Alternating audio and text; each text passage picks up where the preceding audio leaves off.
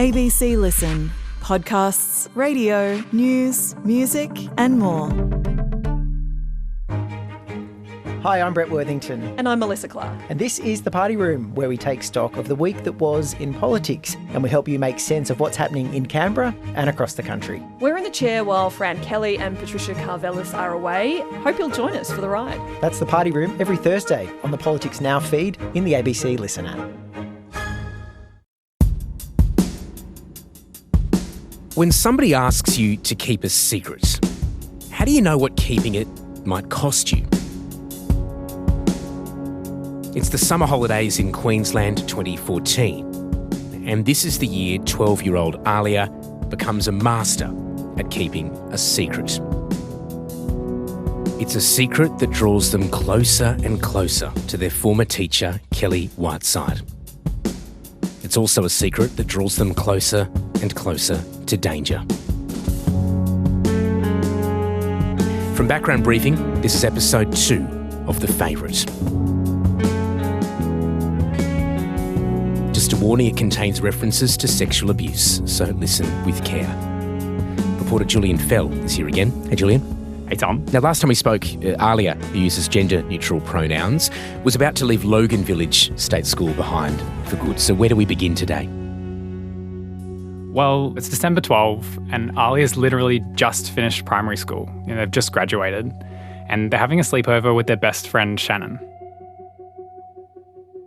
That night, they're kind of distracted. They're not really part of the fun because they're thinking about the parting words of their favourite teacher just that afternoon. She said that this wasn't goodbye and that we would see each other again. So that night, Alliyah pulls out the phone and sends Kellie a message. Soon, their phone's buzzing. A reply message? Yeah, it's from Kellie. She sent me a photo of a squirrel and she was like, this time it needs to be like secret squirrel, like you can't tell anyone. This is the first time they've been messaging in weeks. You'll probably remember, Tom, Alliyah's parents went to the principal about Kellie messaging their child, and since then, Kellie's been giving Alliyah the cold shoulder. So now they're back in contact. Alliyah asks, what happened? I remember saying to her, I thought that you were, angry at me, and she was like, no, I was told that I had to stay away from you, I wasn't allowed to talk to you. Kellie says that the principal of Logan Village State School, Alan Bunce, had let her off with a warning. Because I was graduating, because she'd been working at the school for so long, because he knew her, he was basically giving her the benefit of the doubt and she just had to not be alone with me. And then Kellie tells Alliyah just how close she was to losing her job over it. Her literal words were, Mr. Bunce told me that if I was a male, he would have fired me on the spot that day. Of course, this is only what Kellie told Alliyah. We don't know the other side of that conversation because the education department didn't answer specific questions, and neither did Mr. Bunce. Instead, Mr. Bunce sent a short statement to say that for legal reasons, he can't comment on conversations with Kellie and Alliyah. But whatever happened, Alliyah doesn't want Kellie getting in trouble again. This time I was like, no one, I'm not telling anyone what is happening at all. So Alliyah doesn't tell their parents. Jackie and Scott think the end of primary school means Kellie's out of the picture for good. But they're wrong. She was on holidays being a teacher, I was on holidays. And so, we'd stay up on Skype all night, just yapping, just talking, playing games on our iPads or whatever. But during those 6 weeks, I still had sleepovers with friends. I still went out and did stuff. And I, was talking to Kellie the whole time, over Instagram still. It's almost like a summer romance, two 12-year-olds with a crush on each other. Yeah. It sounds, well, it is a very bizarre and suspicious thing to say, but I guess that is what I'm feeling hearing this. That's what it feels like to Alliyah. Yeah. It doesn't feel like they're messaging a 35-year-old teacher. There was a few times where we stayed up all night so much that we would go out our front yards and we would watch the sunrise, and then I would go to sleep and sleep for 8 hours because I had nothing to do, and she would sleep for 2 hours and then be up with the kids the next morning. It becomes so intense that at times they go to sleep on the line together. Alliyah alone in their bed at home and Kellie with her husband beside her.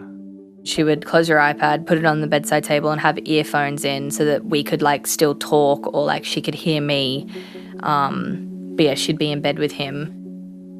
The conversation isn't especially adult at this point, right? They're both playing this game called Township on their iPads, so they're spending a lot of time like visiting each other's virtual farms and towns and just basically chatting about their holidays. But a few weeks into Alliyah's first year of high school, that changes. Okay. Right, so Kellie confides in Alliyah that her husband isn't interested in having sex with her and that she's having to take care of herself. Kellie tells this to a 12-year-old. Yeah, and so Alliyah, being 12 years old, they don't really get it. Like, I was still at the point in my life where I thought people only had sex to have babies. Like, I knew, but I didn't know. And so when she said that, I was kind of like, do you want to have another baby? Like, why are you upset that he's not having sex with you kind of thing? Like, it didn't make sense to me, even though I knew what she was talking about. And Kellie pretty quickly realises and, just tells Alliyah that they need to go look at some porn and then come back when they know what they're talking about. Kellie is encouraging Alliyah to access pornography as a 12-year-old. Yeah. And then another night, Kellie crosses another line, right? Right. They're on Skype this time. I think she dared me to do it. I can't remember how it started.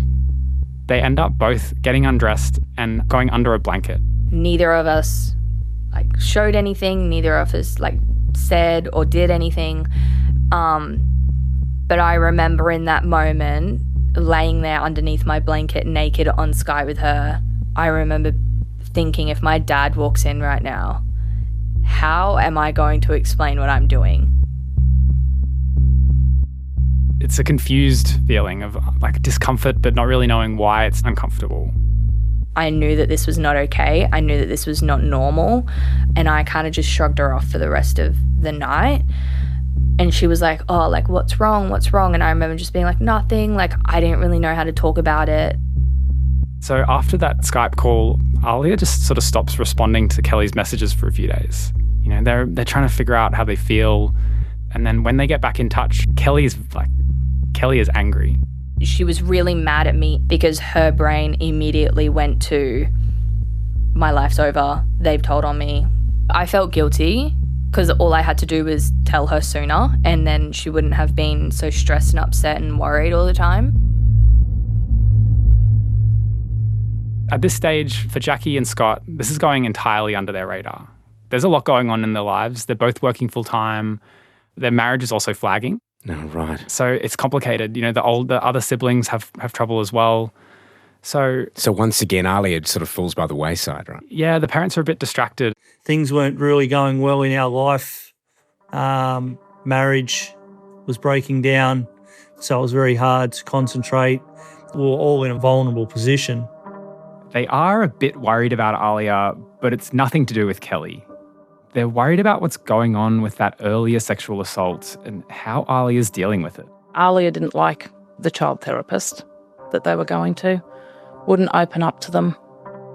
Things are pretty bad and Jackie's kind of running out of options. She's not sure what to do. We went multiple times and it was like a fight constantly to get Alliyah to talk to the therapist. Alliyah was having night terrors from the original attack. They were struggling to go to school, so they were at that stage then they were starting to fall behind. This sort of sets the scene for Kellie to re-emerge in Alliyah's life in a more visible way. So at this point, Alliyah starts working on their parents to give Kellie a second chance. I had maybe convinced my mum that nothing sinister was going on for that week that we were talking, and that while my mum did the right thing in her mind to go and report it, that maybe there was maybe there was nothing going on and she had jumped the gun. We thought, okay, we're overreacting as a parent because that's what you do as a parent. You go worst case scenario because they're your child and you want to protect them. Worst case scenario is always in your head, So how does Kellie come back into Alliyah's life? Well, it starts on the soccer pitch. Each week, Alliyah gets kitted up in their white and green uniforms to play for the club Souths United. It's a pretty big part of their life. The team they play in feeds into the National Women's League. Okay. So it's a really high level. And Kellie's a soccer fan too. Kellie would message me and say, hey, is it okay if, I come to Alliyah's soccer game?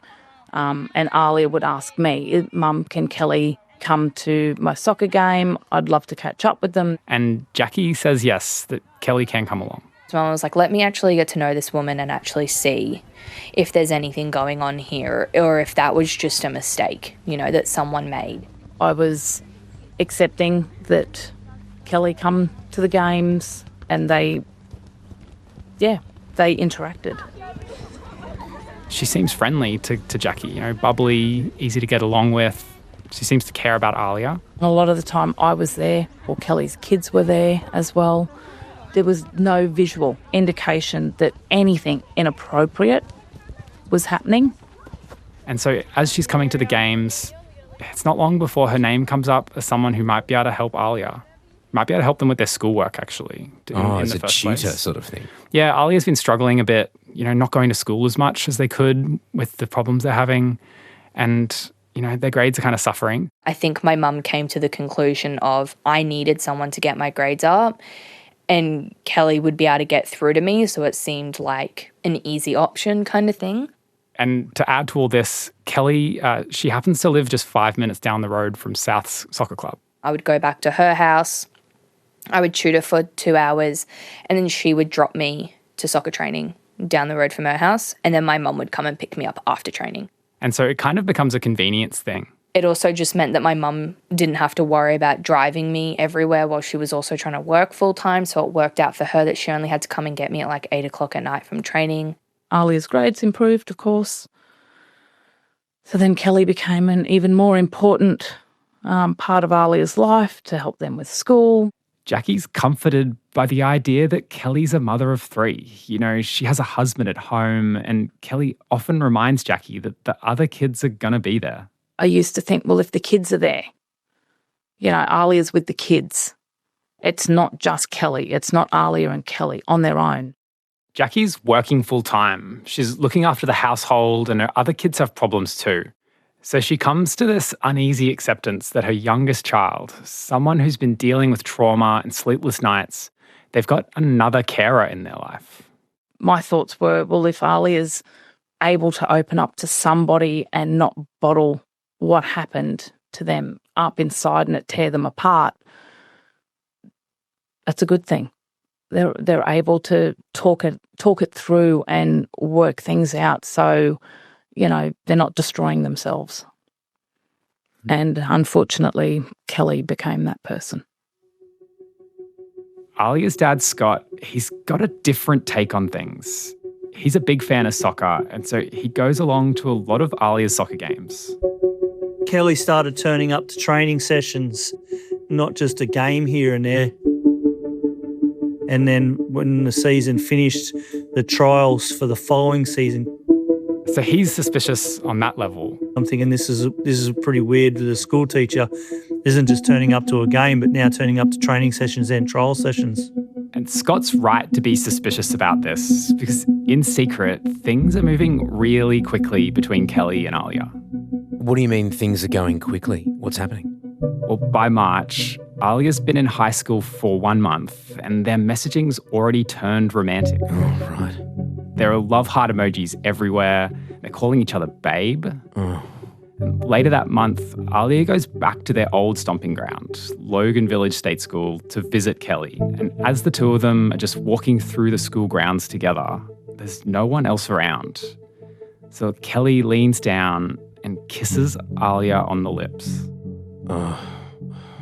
Okay, what happens after the kiss? Well, for Alliyah's birthday, just a few days later, Kellie sends them a list of 13 reasons why they love them.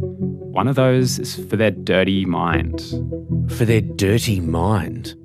By June, Kellie's sending Alliyah explicit images of herself. She encourages Alliyah to do the same. So Kellie's committing a crime here, right? She's soliciting these images. That's child exploitation material. It's horrible. And yes, it is a crime. Kellie still doesn't have many opportunities alone with Alliyah. There are other people at the house when they're doing the tutoring, and the soccer practice is at the public park. So there are usually people around. So usually there are, but on this one cold winter's night in July, Jackie drops Alliyah off at soccer practice and then leaves to go to an appointment. And Alliyah's got an injury, so they're just there to watch the training. Kellie's there just keeping them company in the stands. There are a couple of other people around, but most of the parents, they stay in their cars to keep warm. And at one point, Alliyah gets up and walks into the bathroom. 10 minutes later, Kellie follows them in. They've actually prearranged this, and nobody else notices. No one notices that they're gone. And so in the toilet cubicles, Kellie sexually abuses Alliyah for the first time.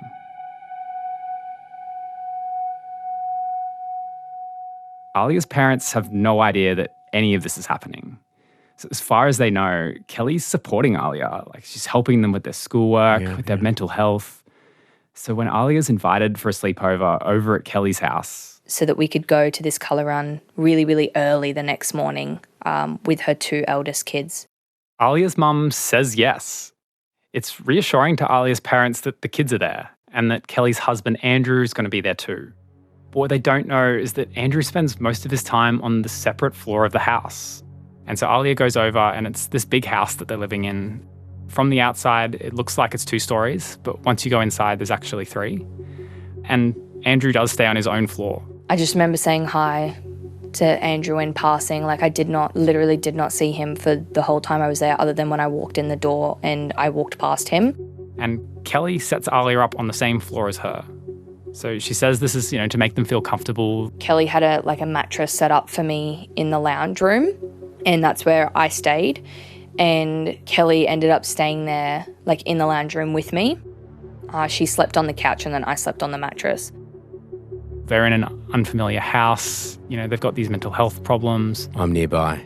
It's for comfort. But I remember that night, we had sex that night, even while Andrew and the kids were in the house. By this point, Kellie has Alliyah totally under her control. She's been building this emotional bond and making this child feel like they're an adult. So Alliyah just wants to show how mature they are. And that same night, we were in the lounge room, and I think that I was telling her how much I loved her and appreciated her and how much she meant to me, and that it would only make sense that I spend the rest of my life with her. They're only 13 years old, but it seems like the right thing to do. I got down on one knee and I asked her if she would marry me, and I didn't have a ring, I didn't have anything, and she acted all happy I had a ring, and it felt normal in that moment that this is how you do it and this is how the person you're asking reacts. A proposal? Wow, this is all happening very quickly. Yeah, it really is. It's just been a few short months, and Kellie's gone from messaging Alliyah to abusing them and now acting out this fake marriage proposal. And then one day in September, Alliyah's made a big decision.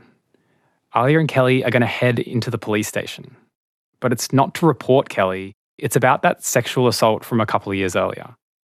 Kellie's actually been helping them prepare for this moment. She's found a local detective that she knows through someone else, so she's sort of orchestrating the whole thing. My mum was coming home from work. My dad was working the night shift, so he wasn't there at all. Kellie's over at Alliyah's family home. And I remember while we were waiting, we were having sex while we were waiting for my mum to come home. This is a big day for Alliyah. They're going to the police to report this sexual assault, and the person who's meant to be caring for them, who's meant to be supporting them, she's more interested in her own gratification. My mum called, and then my dad called. Kellie ended up getting really angry because we kept getting interrupted. And so finally Jackie does get home. And she was like, okay, whose car do you want to go in? Because we were going in separate cars, and I don't remember who I chose, but I think that I went with Kellie. At the police station, Alliyah's taken into a separate room to be interviewed, which leaves Jackie and Kellie waiting outside. I didn't understand why Alliyah felt that Kellie had to be there as a support person when I was taking them to the police station. So that felt odd to me. In the interview room, Alliyah's telling this story that's really uncomfortable to them. They're telling it to a total stranger in a police station, but they get it done. But that's not the end of what's a pretty harrowing day for Alliyah. Okay, so what happened after that?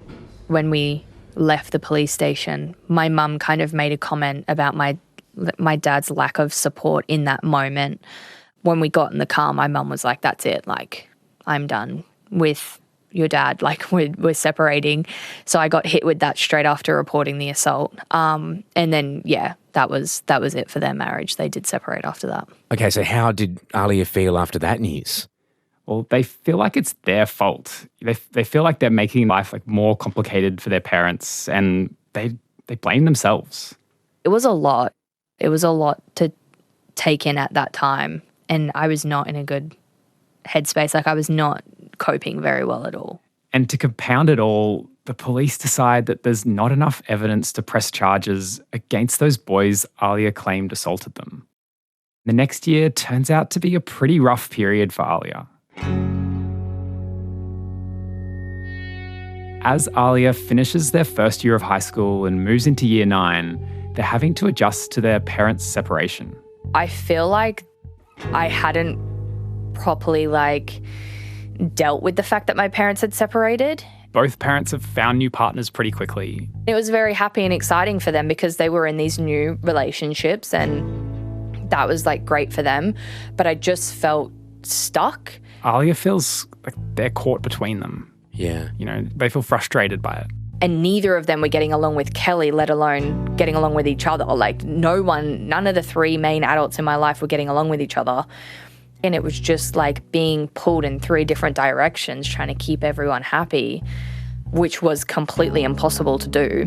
Well, tell me about the relationship between Alliyah's parents and Kellie. You know, are their suspicions becoming front of mind again? Well, they are. Things are pretty hectic for them at this time, but they've been trying to keep an eye on Kellie and Alliyah. It was becoming very obvious that there was a much stronger connection than just a teacher supporting a student.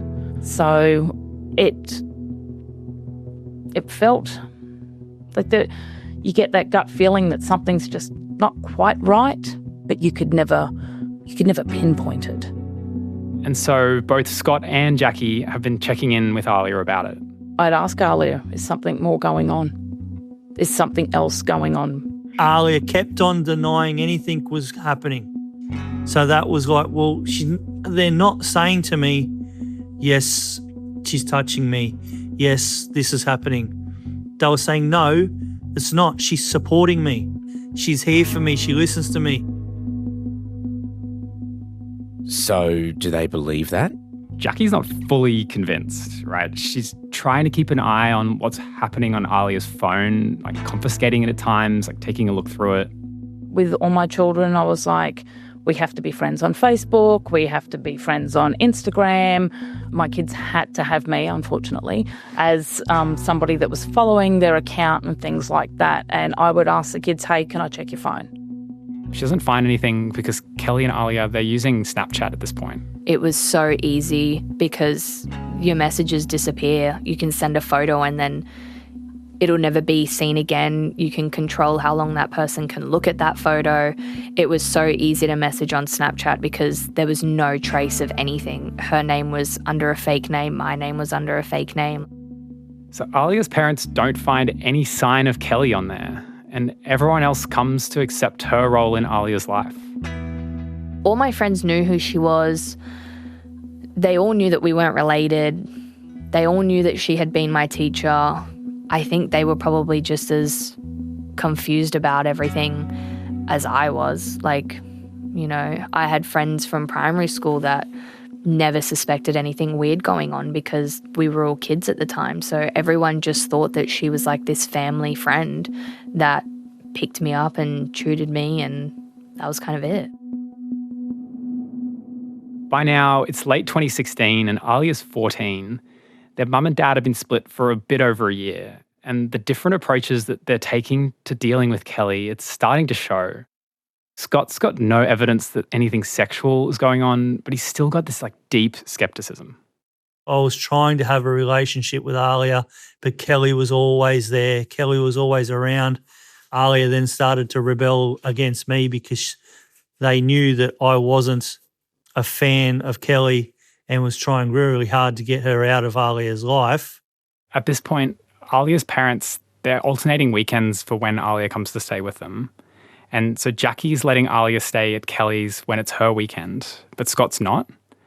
So from Kellie's point of view, it would be a whole lot simpler if Scott was out of the picture, right? So Kellie starts convincing Alliyah that Scott is he's a horrible person. It was very much like, he's not a good dad. He doesn't support you. He doesn't believe you. You deserve someone better. You should go live with your mum full time. Everything was just way, way over-exaggerated. If he was drinking, he's an alcoholic. If he yells at me or rouses on me for something, he's verbally abusive. She's taking these small things that he's doing and she's blowing them way out of proportion. To try and separate him from the equation. Yeah, and it causes his relationship with Alliyah to break down. Alliyah and I had such a close relationship. She's my only biological child. And for that gap between Alliyah and myself to start widening was very hard to come to terms with. For Scott, he can track this disintegration through their shared love of soccer. Alliyah and I used to go to A-League games. Then Alliyah stopped coming to the games for me and started going with Kellie. Kellie would turn up to these games. On an occasion when Alliyah did come with me, we'd catch the bus in and I turned around and here's Kellie sitting on a seat behind us by herself. And I'm like, how did that happen? And then we caught a train. She was on the same train as us. So I was like, what the hell is going on? And again, I had to be careful because Alliyah wasn't far from just turning away from me altogether. I was trying to keep Alliyah in my life. And so things go on like this till the end of the year, and then it comes to a head for both parents. For Scott, it's at another soccer match at Brisbane Suncorp Stadium. It's in early December, and Alliyah texts their dad to ask about this rule in the game that they don't quite understand. They're texting back and forwards, and they realise that they're both at the match separately. So we organised a meet under the scoreboard at the end of the game. Kellie was really against it. And I was like, I want to see him, And she was like, okay, well, I'm coming with you kind of thing. And I'm like, oh my God, this is poking the bear, this is not going to be good. And I hadn't seen Alliyah for a long time. And I grabbed her and I gave her a big cuddle. And Kellie stood there beside us within a couple of metres, acting like a bodyguard, and would not give Alliyah and I any space whatsoever. She stood behind me and I could just feel her eyes on the back of my head.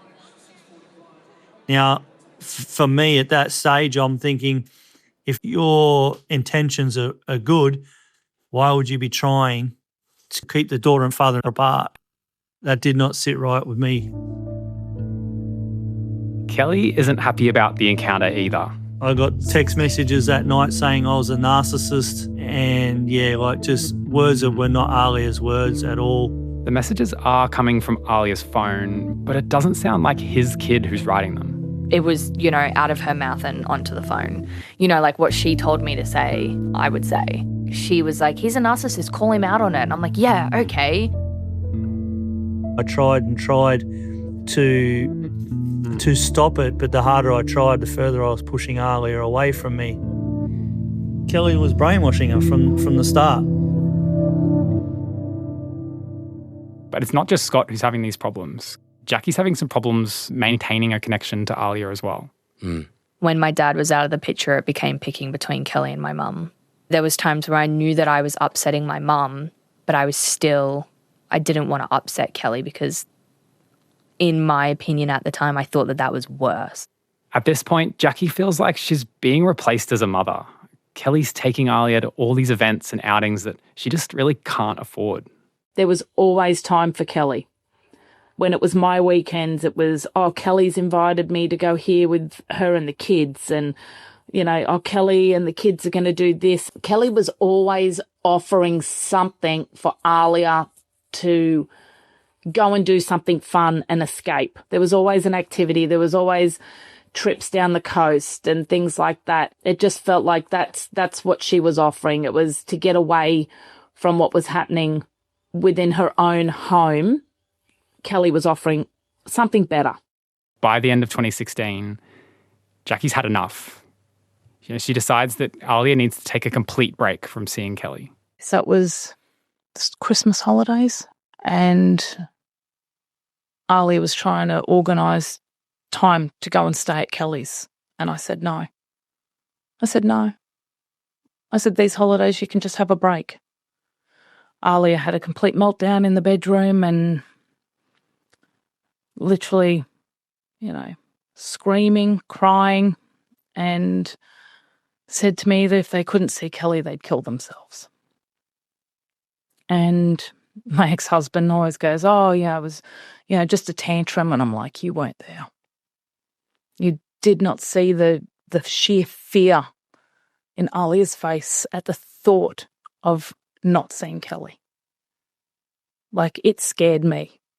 I thought, how has this woman become such a lifeline for my child? And from that moment, I knew then that niggling feeling was just like something is really wrong here. More than ever, Jackie thinks that something needs to happen. What does she do? Well, she calls up her ex-husband. I remember having the conversation with Scott. I remember I was in my car. And together they hatch a plan. Scott goes back to Alliyah's old primary school principal, Alan Bunce, the same man he'd confronted 2 years earlier when Kellie first started messaging Alliyah. Alliyah's not a student at the school anymore, but Kellie still teaches there. I went to Logan Village Primary School and spoke to Mr. Bunce again and told him what was happening. I remember him saying, I thought we dealt with this a year ago. And I said, so do I. But nothing happened. So what is going on? And Alliyah's mum, Jackie, she's not at this second meeting, so Scott has to dial her in. I had to get Jackie on the phone. I remember having to call her, and Mr. Bunce asked Jackie, did she want anything done about it? Like, were her and I in agreeing with what was going on? And Jackie said yes. We both agreed that something was wrong. And just to remind you, Tom, we don't have Alan Bunce's side of this conversation because he declined to answer our specific questions about it. Right. But just like the first time that Scott went to Bunce, he leaves the school unsure of what's going to happen next. He did not inform me on what kind of repercussions were happening to Kellie. I just went there and I was very angry the second time. I was there. I knew by now I wanted her done. I wanted her gone. I wanted her sacked. Scott's all riled up because he's learnt something new about Kellie. Kellie Whiteside is finishing up her job at Logan Village State School, and in the new year, she'll be starting at a new school. It's called Marsden State High. It's Alliyah's high school.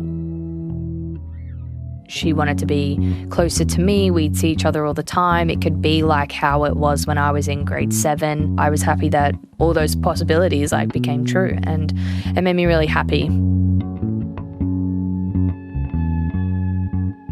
If this story has raised issues for you, you can call the National Violence and Abuse Trauma Counselling and Recovery Service on 1-800-FULL-STOP. That's 1-800-385-578. If you're concerned about your own thoughts or behaviour towards children, you can call Stop It Now Australia on 1-800-01-1800. Calls can be made anonymously. The Favourite is a collaboration with ABC News Storylab. Background Briefing's sound producers are Ingrid Wagner, Zoe May and Lila Schunner. Sound engineering by Tegan Nichols. Theme composition by Emrys Cronin. Fact-checking by Justine Landis-Hanley. Our rollout producer is Ben Sveen. The supervising producer is Max Chalmers. And the executive producer is Fanu Falali. The producer on this story is Loretta Florence. The reporter is Julian Fell. And I'm Thomas O'Reilly.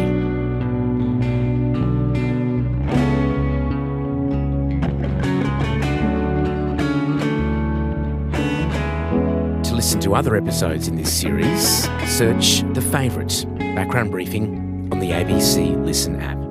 Thanks for listening.